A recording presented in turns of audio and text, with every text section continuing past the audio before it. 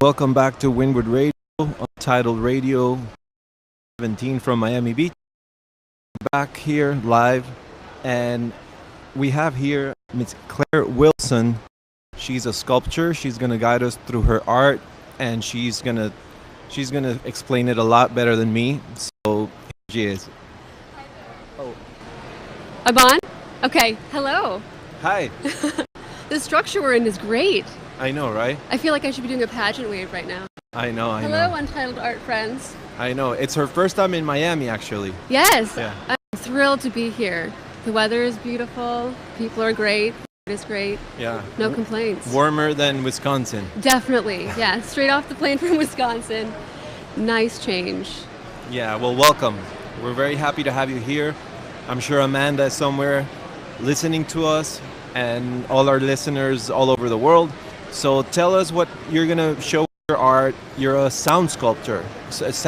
How would you describe what you do? Yeah, I have many bodies of work, so it's always hard to describe that. However, I feel that I primarily make kinetic or robotic sculpture that produce sounds. Wow. And I also make audio work as well, separate from the sculpture and incorporating the sculpture, depends on the piece. So today, I'm going to present two pieces, and one of the pieces, called Encounters, is derived from a sculptural sound performance, and the other one is more of just a sound piece without sculptures, but it incorporates technology.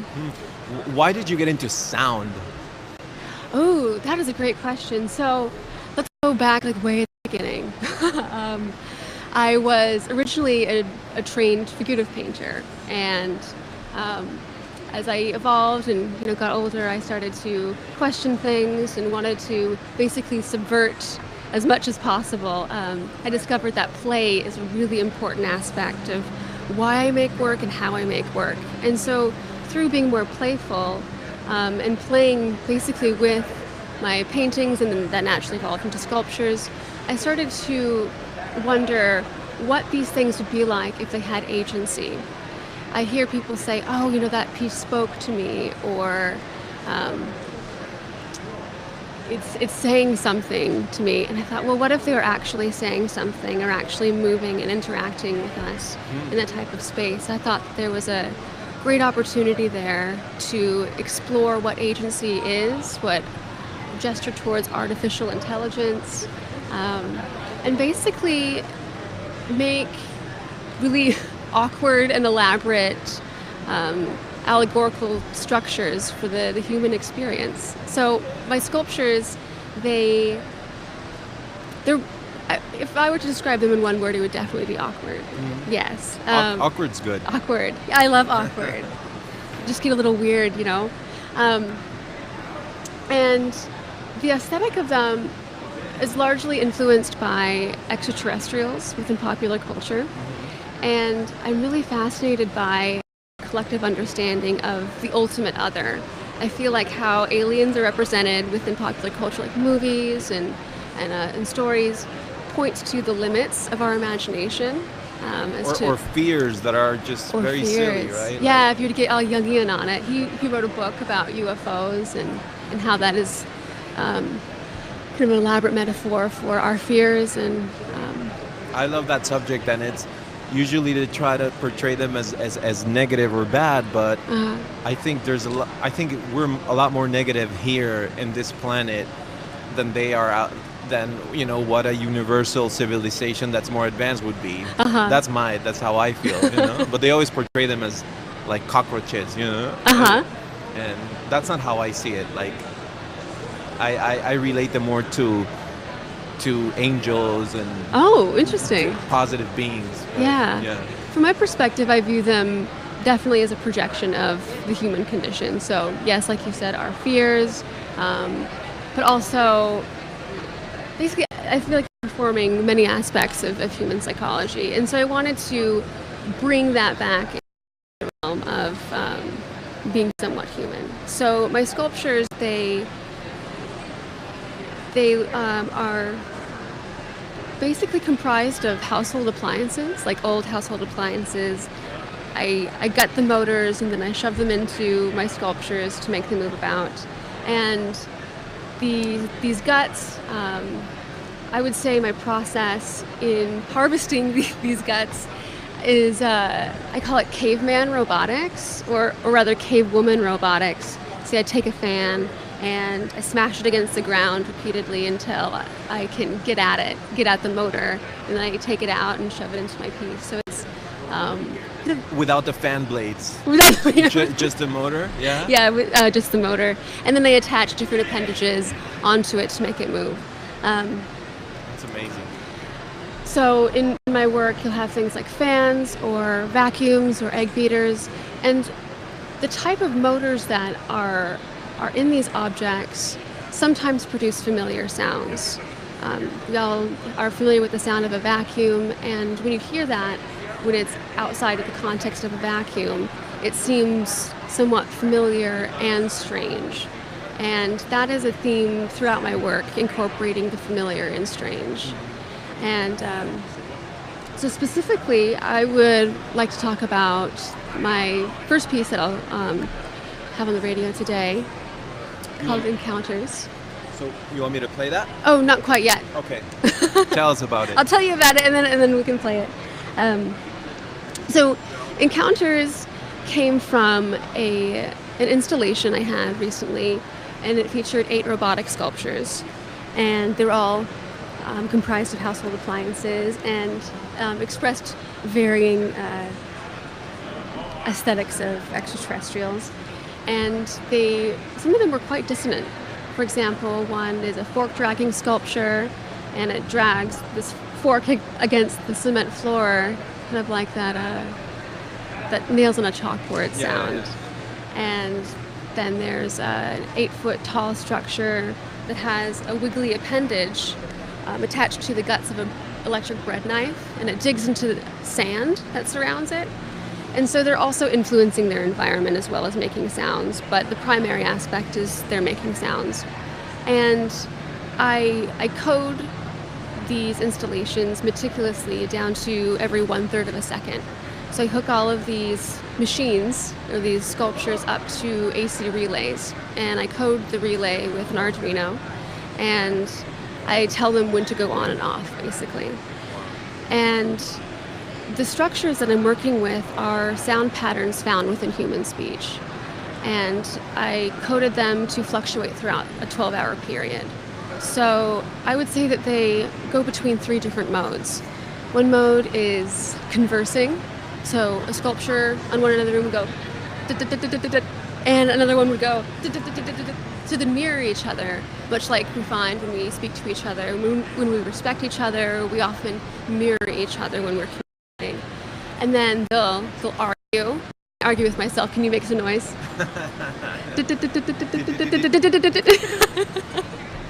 So they'll argue. So they'll argue with each other. That's the second mode. And then perhaps my favorite mode, the third one, is very awkward silence. They're just sitting together for a long time, and we anticipate them going off, but they don't. Wow.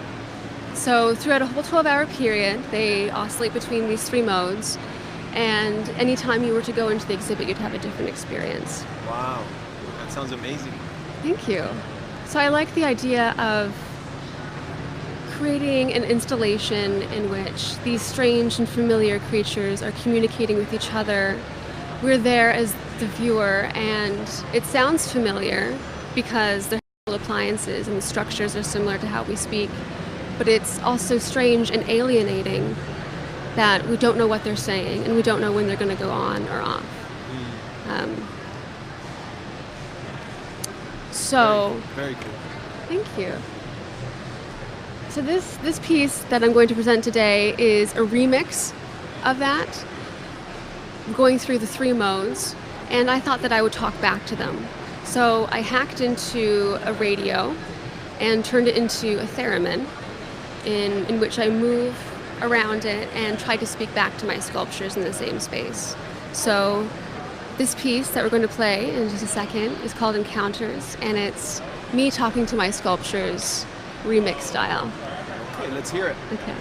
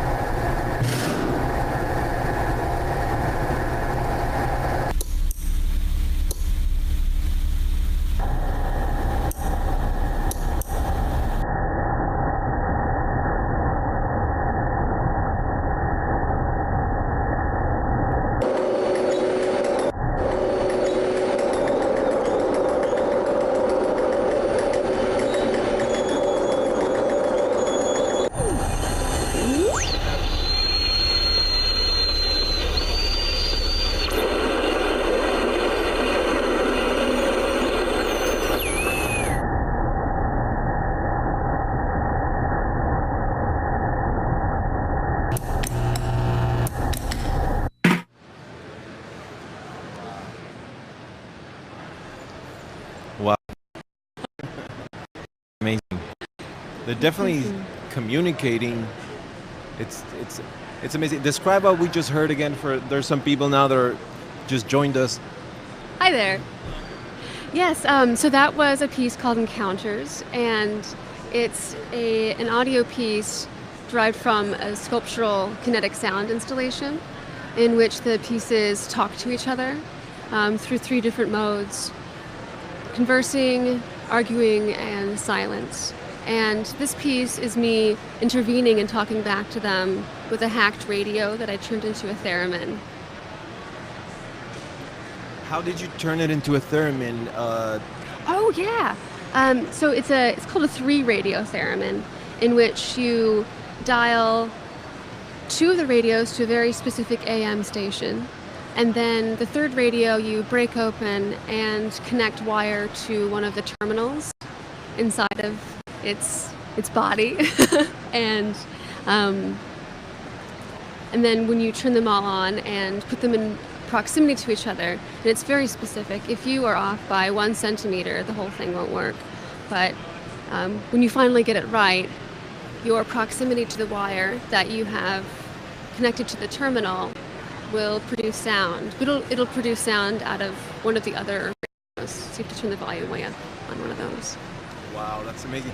So you know a lot of electrical work to do this. I mean, you have to be kind of an electrician to know what to do, because what you're saying, I mean, I'm a musician and I can't fix one of my guitar pedals. So how did you learn all this? Oh, YouTube. Oh, really? Yes! Oh, the internet is a beautiful thing in that regard. In my work, I also incorporate a lot of Arduino and coding and trying to hack into different electrical or electronics, and I learned so much on the internet. It's great that there's a huge community out there that are very supportive and giving information. Wow. So cool. Very grateful. Wow, Claire. Amazing. Amazing. I wish we could see visually what's going, like with the sculpture, you know, because hearing it is amazing, but I kind of want to see it. Where can we see? Is there anywhere we can see a video of the piece, for example, we just heard? Yes, you can see the individual components, none of them together. I only made an audio piece of them together like that. But at clairewilsonart.com, you can see all of my kinetic sculpture and some of my sound work, and some other sculptures that are static. Yeah, the business card over here. Oh, business card, yes. There's quite a big audience here listening live to Claire. Here we go. Thank you. You're very welcome. So tell us more, Claire. Okay, so I think that it's a good time to talk about the second piece called Buzzer Buzz. And this was a natural continuation of these interests. So the simultaneously familiar and strange, kind of distorting natural phenomena through something artificial or mechanical. That is what fueled my interest in creating this piece. So with Buzzer Buzz, I created 4 noise machines. And the noise machines are comprised of photocell resistors, which are activated by light, so they're light sensitive, and then an Arduino, and then a piezo buzzer. And so I made 4 of those machines, and I coded each of them to a particular sensitivity to the light, and also to a different pitch. So, for example, one of them, if it were to come into contact with light, it would go crazy, it would make a lot of sound at a very high pitch, and it would take an insane amount of light to activate it, and it would be at a very low pitch. So I had 4 of these with those variables, and I was really curious as I was getting into this type of work about input systems. When you start to think about technology and the arts, really at its base level, here's an input.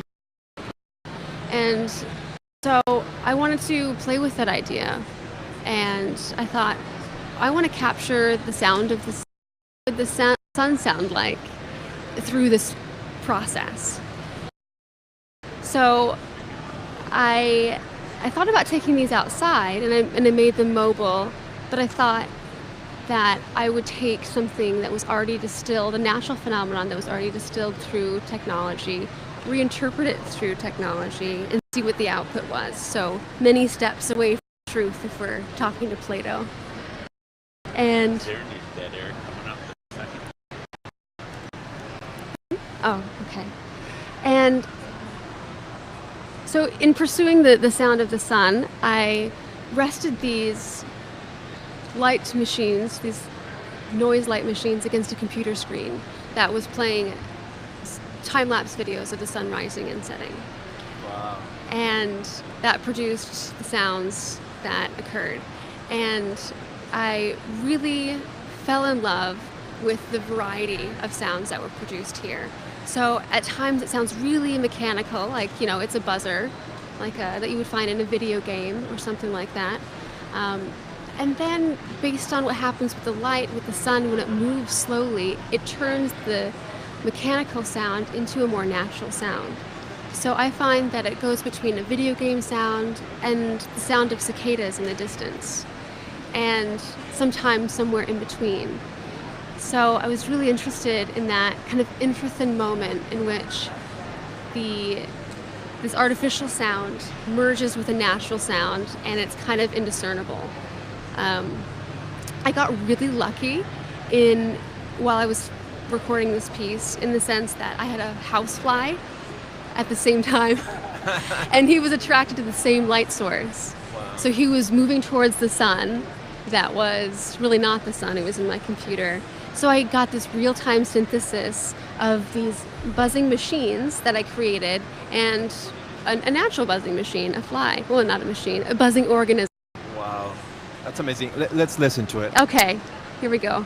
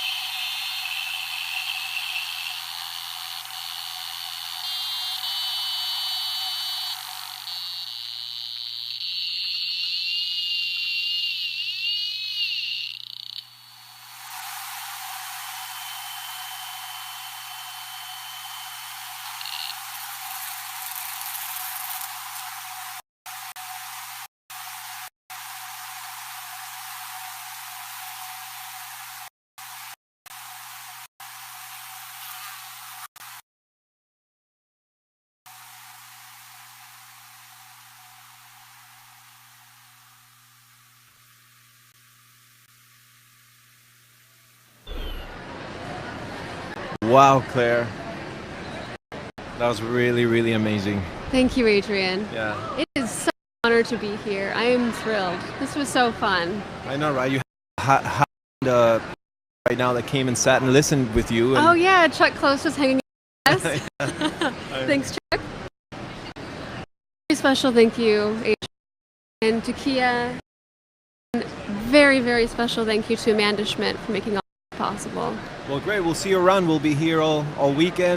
Me too. And we're going to continue our broadcast coming up. So stay tuned. Okay, bye. Bye-bye.